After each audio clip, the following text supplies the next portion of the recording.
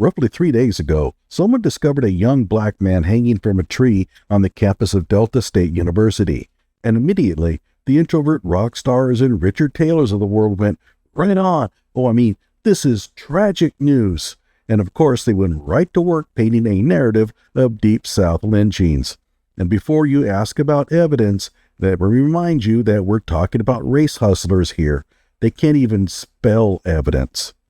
And so the struggles and pain of a young man are going to be dragged into a political melee, and in so doing, the cowcatcher of racial divide will toss aside all sense of reasoning.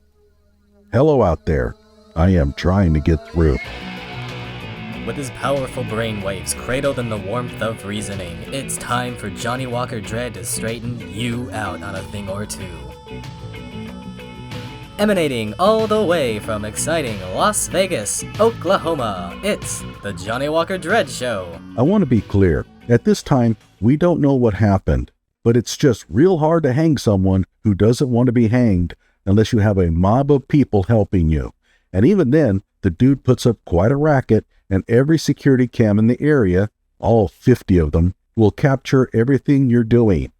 Of all the ways in which you would want to eliminate someone today, a hangman's noose is probably the dumbest. But that won't stop the race hustlers from fantasizing about what happened, and they badly want this to be a murder. And Richard Taylor is one of the worst at it, because he combines an evil desire to fan the flames of racial hatred with an astonishingly low IQ. Let's go. And this is just in early this morning at 7:05 a.m. in Cleveland, Mississippi, on the campus of Delta State University. Our young brother, Demartravion, I think I'm pronouncing that right. He's your brother, but you don't know how to pronounce his name. Okay. Trey Reed was found suspended in the air from a tree at a rope. And so I have to be very careful about, what I say in these type of videos because YouTube likes to censor them. Yeah, you wouldn't want YouTube cutting into your monetization when exploiting the death of a brother. And he's not your brother. You didn't know him or care for him. You can't even pronounce his name.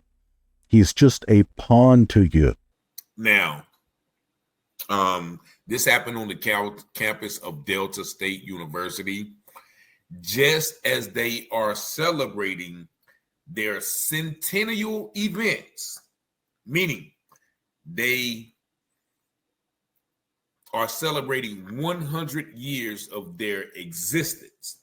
And so they have all of these events and festivals. Now, think about what was going on in 1924, 1925 in Cleveland, Mississippi. Black people were being suspended in the air by ropes from trees. And you think that the university centennial is relevant? How? Is the university marking the 100 years since the town lynched someone? Perhaps, and this is just a wild guess, the centennial and the hanging are coincidences. And it's not even that coincidental. And so I never could be convinced that this is self-inflicted. He's right. He can never be convinced. He's telling you that it doesn't matter what evidence the police produce. It must have been a murder because he desperately wants it to be a murder. This has nothing to do with depression, self-harm, the pain of enduring personal struggles. This is political. In which the police have already ruled. They said that there is no foul play. And they've already go with the S-word narrative. Now, you can never convince me that black men would do that. Like, first of all, it is documented that when black men or men in general do something like that, they make it quick. They make it real quick and efficient. Oh, yeah.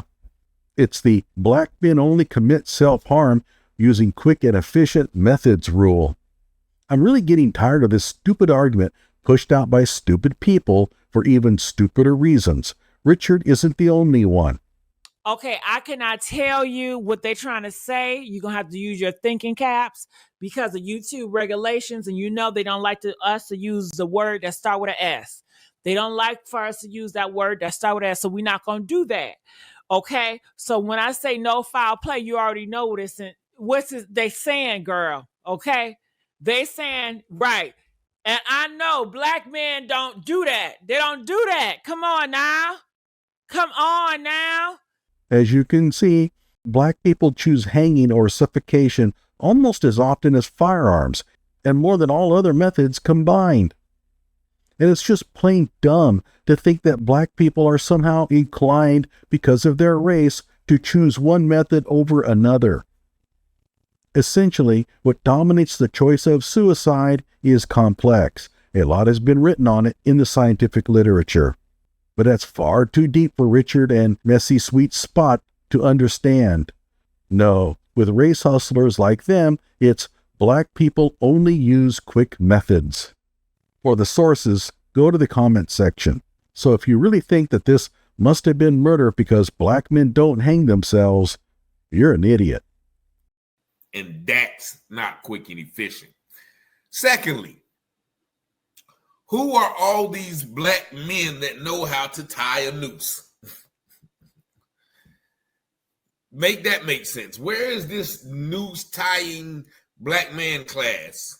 Well, where's the white man noose tying class? I mean, that's who you're blaming, right? Where did they learn? I mean, I don't know how to tie a noose.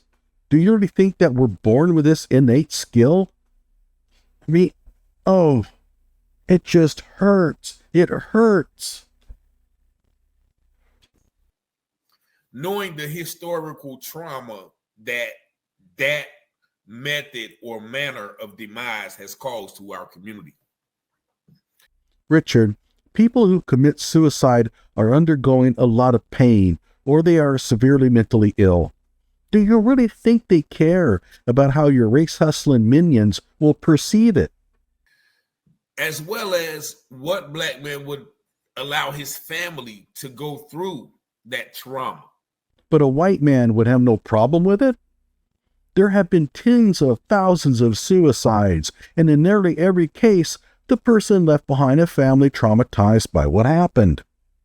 So obviously, the victims of these tragedies didn't let that stop them. So why would it stop a black man from doing it? This weird family values argument is the essence of black supremacism.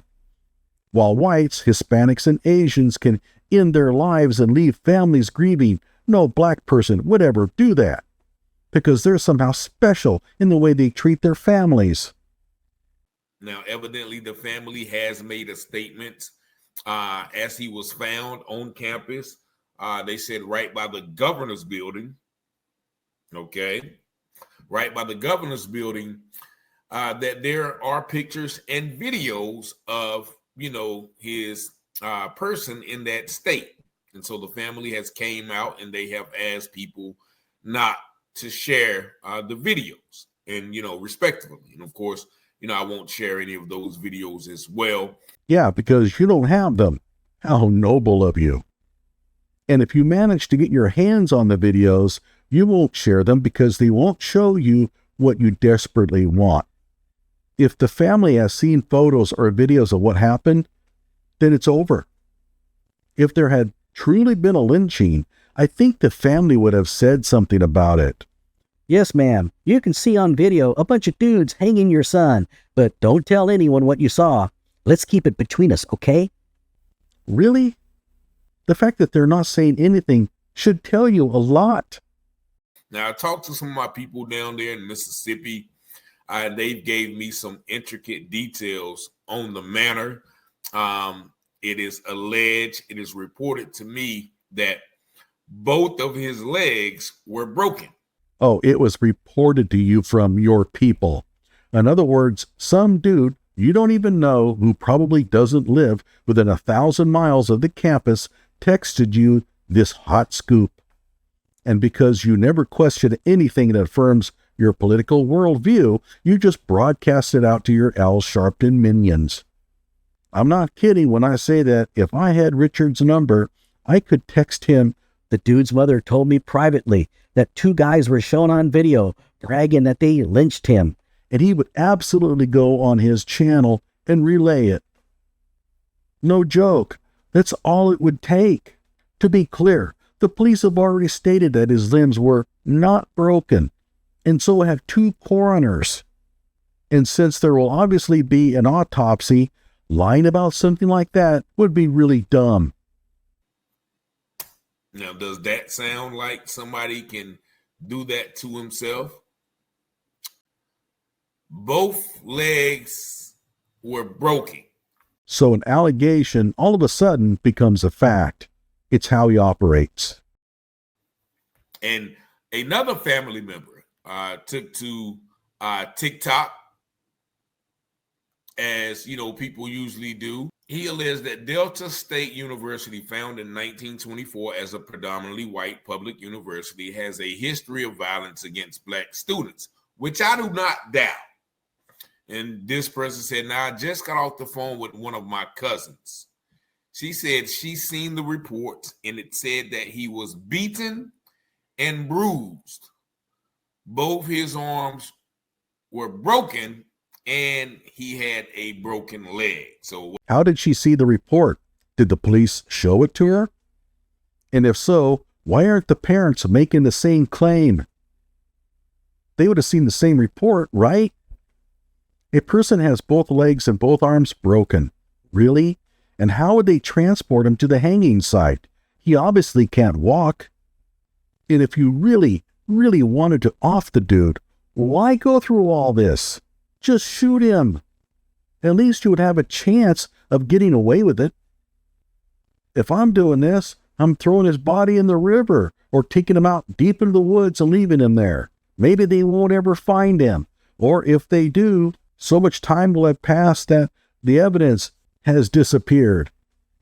The dumbest thing you can do is take the body and place it in a public space on display for everyone to see. I mean, it's essentially impossible to transport a dude with both legs broken to a hanging site, string up a rope, hoist him up, and not have half of Mississippi descending on you wondering what the hell was going on. This isn't 1930. Back then, you could get the town and its officials behind you and carry out a lynching in public. Thankfully, those days are long gone, and I find it astonishing that it ever existed. But it did, but no more. People are not going to stand aside and let you hang someone against their will. it wasn't both legs. He was beaten and bruised. Both his arms were broken and he had a broken leg. And this school has a history of being racist, even going on way back to the 1980 situation in which the sit-in happened.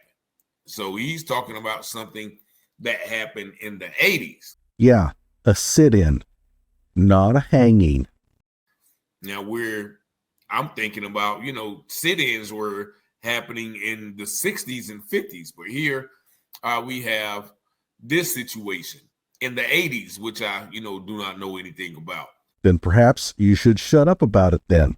Now, additionally, Cleveland, Mississippi is only, I think, 15 or 20. It's very close proximity to Money, Mississippi. Now, if you don't know what Money, Mississippi is, that is where our dear brother Emmett Till met a similar fate in that area of Mississippi. 15, 20 minutes? No, try 45 minutes. I see no connection at all. But you knew that you'd have to get Emmett Till's name in there somehow, even though that murder took place 70 years ago. And just to let you know, what those men did to Emmett Till is shocking and repulsive, and they absolutely deserve the death penalty for it. And it's a complete shame that they were acquitted. I hope they're rotting in hell. But it was 70 years ago. How long do you plan on using Emmett Till to try to win arguments? And I find it once again hard to believe that black men in this day and age, knowing the history of that town, knowing the history of that state, as they say, there's the South and then there's Mississippi. And so there has been several of these instances, and they automatically rule them self-inflicted. How do you know so fast? Like, why? Just say he died by, the way he did, but don't say the S word automatically. How do you know without doing a thorough and efficient investigation? Well, look who's talking, mister. It can't be suicide. The cops were at least there. They saw the body. They got to examine the crime scene. They got to interview the family. And here you are bagging on them for declaring a cause of death. Yet you haven't seen squat and you're crying murder because Emmett Till placed some form of voodoo hex on the region that lies within a 45-minute drive from his own murder. And so that has been the narrative with a lot of these stories I have covered throughout the years. And you can't negate the political climate that we are in right now. Yes, I can. I absolutely can. And in fact, I must. To assess this situation, to get to the truth, I need to negate the political climate and examine the evidence and go where it points me. If the evidence points towards foul play, then prosecute whoever did it and to the fullest extent of the law. If it points towards suicide, then rule it as such. This shoehorning politics into every one of these incidences is what makes you a race hustler. Oh, and by the way, all those previous instances of suspected lynchings that you just said you covered, how did they work out? What was the result? How many affirmed your insistence that they were murders? Is that zero, Richard? Do you have a zero success rate for your lynching theories? I think you do. A big fat zero, because you are never, ever, ever right about anything. Released a video today where, a white man threatened to shoot up a preschool and quote unquote shoot 20 black babies. And, there's white people have been imploding and exploding all over the country with their racist views. And they targeted black HBCUs. If you remember a couple of days ago after Charlie Kirk's shooting, 6 major HBCUs across the nation received threats. Now, I don't know. Probably by a single individual. And I suspect a false flag. But even if not, it was probably someone pulling off a mean-spirited juvenile prank. This is a HBCU, but it's Delta State University. And I would find it just hard to believe that this young brother did this to himself. Of course, more information is going to come out as time goes on. And my gut feeling is that once it does, we won't hear a peep out of you. Remember the time that you predicted that it was probably a white person who left KJ in a hot car in Birmingham to die? Once we found out who did it, I don't recall you saying anything. And this happens every freaking time with this dude. I saw an article with the black man standing up there talking about no foul play. I don't know where they get these guys from. Evidently, everybody got to get a check, evidently. And so, yeah, if you're black and you forward an opinion that belies Richard's belief system, you must have been paid off. He was young and committed suicide? Oh my, that changes everything. It was bad enough to think that a black person would ever consider self-harm, but a young person? As for bright futures, well, maybe he didn't think so. We can't see the future through his eyes. We don't know what inner demons he was fighting. He was a college student and had a bright future, so why would he kill himself? It's such an amateurish understanding of depression. This is a Mr. Umar level of psychology. He was young and in college, so everything was fine. Well, maybe it wasn't fine. The total lack of empathy here for the victim is astonishing. He has no capacity to understand emotional pain. I find it hard to believe that, this young man would do that. 21-year-old man, bright future, and all of these things lead me to believe that, this is not that. This is not what they say. They say it is. So I would advise all my young brothers in those southern states and everywhere, to be away. Mind you, 705. Now this university has all sorts of campus cameras on campus. So this should be a very open and shut case on what happened to the brother. You just got done saying that the police always declare too soon that it's a suicide, and now you're telling us that the case should be open and shut. Did you happen to think in that McNugget-sized brain of yours that perhaps the police have shut the case down because it was so easy to establish the cause? And looky here, it appears that the police did find a small window of time to investigate. Gee, this looks more and more like a suicide. It even says that they're sending the body for an autopsy. Why would they lie about the condition of a body before sending it to a medical examiner? Do you really think that the police chief would hope the medical examiner overlooks broken limbs? We're going to see if these cameras are working, and they'll be able to show video as they were not able to show with our dear brother Javion McGee and his quote-unquote similar manner demise. Oh, is that the one where surveillance footage showed Javion buying the rope that he used the next day to kill himself? The one where he gave away all of his money to a homeless man right after he bought the rope? The one where he is in the video walking away from his truck and into the woods by himself, where he was later found dead? Let me guess, you misfired on that one too, didn't you? And so we're going to keep an eye on this. Much prayers and condolences to the young man's family. And, just watch and pray. Because the devil goes about as a roaring lion, seeking whom he may devour. And if you listen to Malcolm X or the Nation of Islam, we all know who the devil has been on this planet for years. The lion is white people, if it wasn't already obvious.